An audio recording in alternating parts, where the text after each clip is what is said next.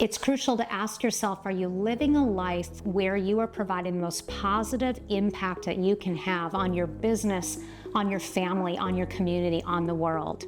This is your legacy. And whatever place that you're at in life right now, if you're at the height of your career, or you're just a graduate starting out, or you're a busy mom at home with a household, or you're enjoying retirement years, you have the opportunity to provide an influence. And that influence can be one that's life building, or it can be one that's negative and brings people down. So what is the legacy that you want to leave? That's what we're going to talk about today.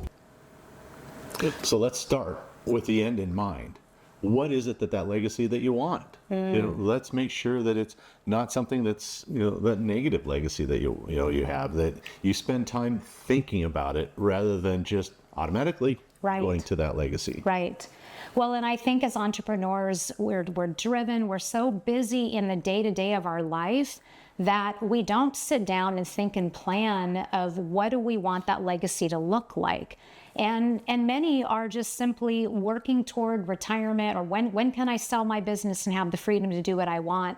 But again, we're talking about, from my book, The Success Lie, how to go to living a life of intention versus living a life on automatic, because you don't want to go living automatically just without subconsciously through your life, and then all of a sudden life is done, because life is a gift. Every day is, and none of us know how long that we have. So why wouldn't we want to be thinking about our legacy today?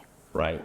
And this legacy, it's about your employees, it's about your family, and it's about your friends, and what impact could you lead? And we just met with a group of business owners that really all they cared about was their legacy. It was a beautiful meeting.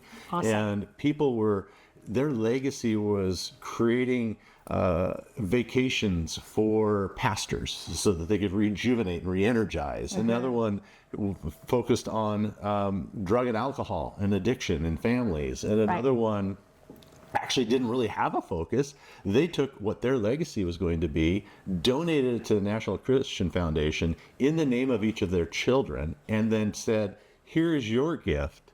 Go figure out how to donate it. And they were teaching their children philanthropy, which was their legacy. I love that. So there are so many ways you can do that. It reminds me of the quote from Frederick Buechner that says, the place God calls you to is the place where your deep gladness and the world's deep hunger meet. So really taking time and asking yourself, where is that passion of mine? And I like it when people talk about, what are the things that make your heart hurt? Because for everyone it's different. And in that meeting, there were people that had different passions about what was important to them. And we're part of another entrepreneur group where the leader of that group, Joe Polish, is so passionate about helping people with addiction. He fought with addiction for so many years in his own life that now he has created a Genius recovery program, which is all about helping people get their life back and taking back control of their life who've had issues with addiction. And everybody has different passions. I mean, that is his passion, and that's such a blessing what he's doing. And we have somebody else in the group who came out of being incarcerated and just completely changed his life from a really difficult situation. And now he's going into the jails and doing programs to help these inmates really take back their power and their life. And I've always had a passion for helping women coming out of difficult situations and helping them get a hand up, not a hand out, but a hand up to get their life back. And all of us have different ways that we're really passionate and we can then help in the world. So thinking about that now, because you don't want to have a life of regrets at the end. So how do you build a life now where you're looking at that legacy now so that you don't have regrets? And a great example is Bear Bryant, coach at Alabama Crimson Tide, one of the greatest football coaches of all times. He was fabulous, and he announced his retirement on December 31st, and 47 days later he died. He had no legacy, he had no plan. Wow. But then you have somebody who was of the same era, same success, John Wooden. He retired at about the same time, and he lived to 99 years old because he had a legacy. He had a plan. He wanted to build up young men and women, and that's what he did. He had a plan. And yet they were both fabulously successful coaches, but one left a little early. Right. That's a great example of how we need to plan ahead because we just don't know how much time that we have. Right. So there's 3 key mantras that we talk about in the book to think about when it comes to legacy, and they are choose it, live it, and celebrate it.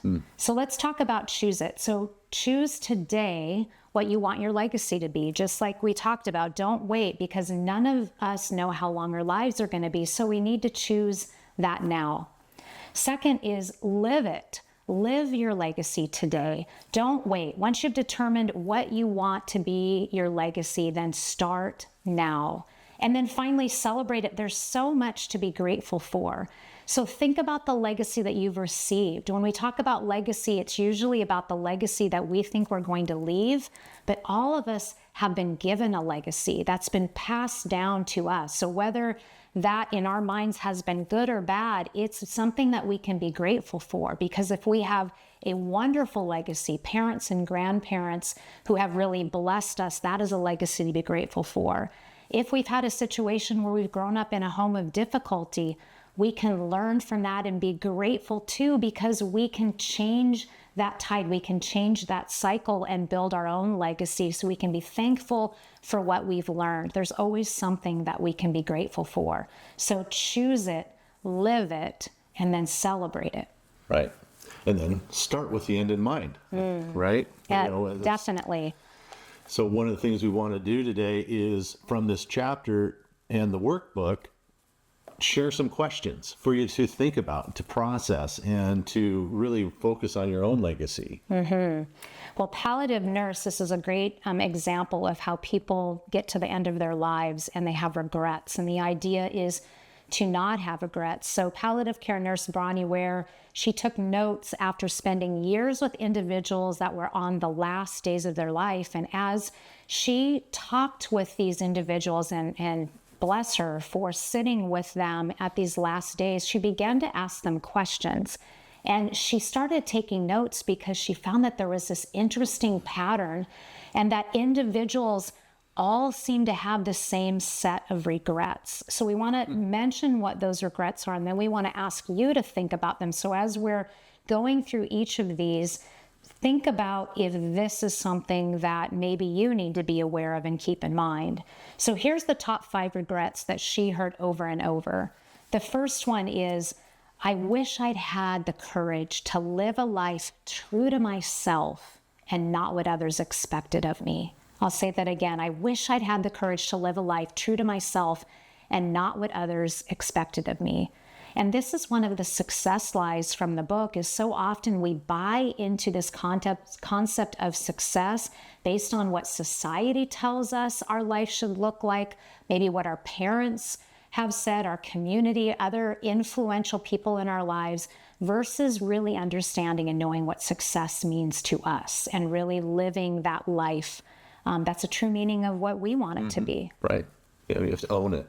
And then the second one is, I wish I hadn't worked so hard. And I think it really would be more about so much. It's, I mean, we all have to work hard. If you don't work hard, you're not going to have a job. And so I think if you work so many hours and focused on work rather than I worked so hard. So and had a full, and so you lack then having a full and abundant life, because it supersedes everything else is when you work so much. Lots of people with that regret and end up being estranged from their kids because dad was always at work, mom was always at work. So those kind of things. Number 3, I wish I'd had the courage to express my feelings. For some people, this is easy where they feel like they can communicate directly. But for many people, and you may be one of these as you're listening today, where you feel like you really haven't had your true voice, where you have more often than not to keep the peace, you've kept your mouth shut. That's me. Yeah, that's you. Yeah, that's you. When you do this, and he's being facetious, of course. So when this is done too often, you lose a part of yourself, and you lose this ability to truly become everything that you're capable of. So you need to be able to have the courage to really be who you are and express who you are with confidence. And number 4 is, I wish I had stayed in touch with my friends. And we talked about the life wheel and friends and relationships, and this just really ties in is, friendships can build such a deep, rich life and create so many fun experiences. And, whether it's travel or just playing cards around the table or a fire pit that you're sitting there talking, there's so many things you can do with a rich friendship that is important. So. Right. And it's very easy when you have other things that get in the way that you take those most important relationships for granted and you lose the intentionality around them. And community is just so important. It's such a richness, those relationships of life. When you think about just going through the pandemic and how that isolation just destroyed people, and it was because we need each other. We need people, we need community. And whether you're an extrovert and you love people around all the time or you don't, you still need relationship. It just may look different. You may have 1 or 2 really close friends, and that gives you the richness that you need, or those relationships with your family, or you may have a much wider circle, but whatever that is, those friendships are important. You don't want that regret. And then the final one she found was, I wish I had let myself be happier. This one is sad. Yeah. I mean, can you imagine? I just wish I could be happy.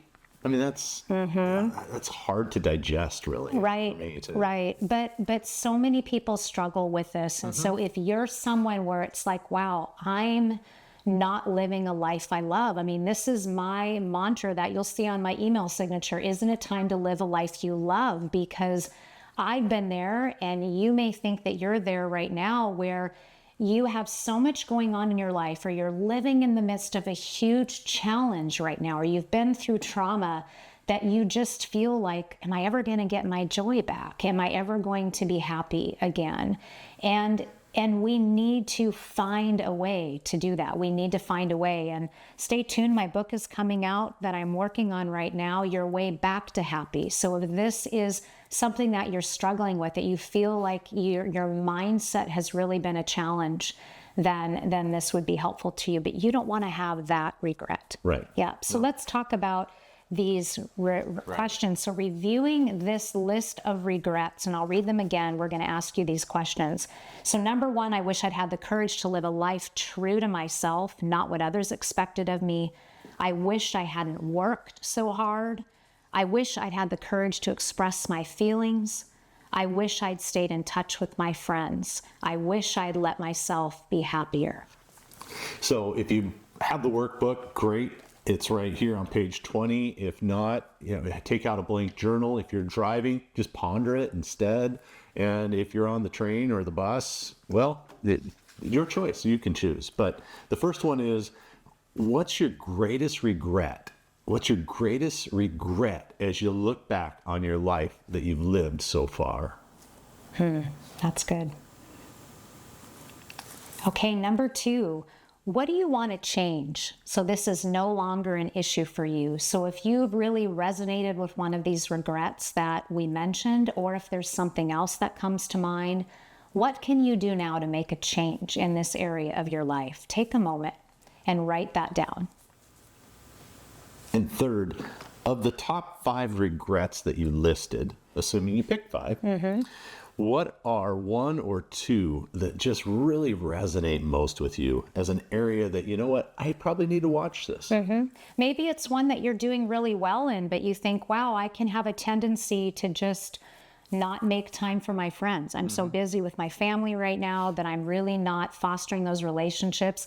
Maybe you don't have a mentor in your life, or maybe there isn't anyone you're mentoring that you can. We always should have those 2 pieces, somebody who's mentoring us, often more than one person, and people that we're mentoring in our lives. Good. Yeah, so that's great. So as we come to the end of this chapter, talking about legacy, let me leave you with some personal thoughts from some of my clients when we did this exercise together in our leadership mastermind. So they said, I will give more and take less. I will speak into the lives of others. I love that one. I will ask myself, what is the right thing to do? Each one of us has more impact than we realize. That's powerful. Mm-hmm. If you're doing the right thing, the legacy part will take care of itself. That's good. That's good. Yeah. So the decision is yours. You can continue to live on automatic and just kind of let things come as they are. And you don't know when life may end and you haven't really been intentional about the legacy that you want to leave. Or you can take charge. You can be intentional now and be thinking about today, what is that legacy? And I think for a bonus, we have another exercise. Great. Let's start with the end in mind exercise. This is your favorite. Janelle, you normally get like a piece of paper that's 45 feet long and, all sorts of colors and pens and markers and stickers and, cut out magazines. It's kind of like a collage when it's done. Right. Anyway, start with your end in mind. So you look at your life in a 100-year segment. I prefer the 150 because I'm going to live a lot longer than 100, but look ahead and imagine your life as a 100-year-old self. So wherever you are right now, from 0, probably not filling it out, to 90, and you're looking at the last little bit of your life, take the time, answer these following questions. So wherever you are today, based on your age, imagine at age 100, what do these questions look like? Right. So as you're looking back at 100 years old on your many years of living, what have been your most meaningful experiences? So take a few moments now, go ahead and stop the video or audio so that you can think about that. What have been your most meaningful experiences that you've had as you look back on your 100 years of life? Next, what have you accomplished that makes you so proud? I love that. And that can be a number of different things. Oh, that's for sure. Right. And then what legacy are you leaving for your children and for the entire world? Such a big question. These are thought-provoking questions, you guys, so make sure that you take time with this. These can be questions that even pondering them over the course of a week would be helpful. Yeah. What do you want others to say about you when you leave this earth? It's kind of melancholy. I've seen people do the eulogy exercise where they've written their own eulogy, and that really can be sobering. But it's important to think about if somebody's having your service today, what would you want them saying about you? What kind of person are they describing? And how can you begin to live that now? So they're either going to say positive things, negative things, or what if they have nothing to say at all? Is that the print that you want to leave behind? So you take these, you look back, you look forward, and you evaluate those, and you take time. These are things like Janelle said. Just spend some time chewing on it to digest these, because they're probably not something that you're going to instantly have an answer to. Mm-hmm. Oh, that's true. Well, I hope that you found this helpful and really thinking about life with the end in mind and with a legacy. And this is your time to be intentional and really to create your best life, the one that's going to leave an impact on your family, on your business, on the world. What do you want that to be? It's your choice, and you can begin living this legacy now because you're in charge of this one exciting life that you have. And don't forget, click on the link for chapter 3 or chapter 5, which is coming up right after this, and keep on growing. Thanks so much for watching, and don't forget to subscribe to our channel so you'll be the first to know when new episodes drop to really help you grow in your leadership and level up your life and your mindset. Watch one of these other videos, share with a friend, and don't forget, download the PDF from today's topic so that you can make sure to hold yourself accountable and take that action plan and use it. Have a great day.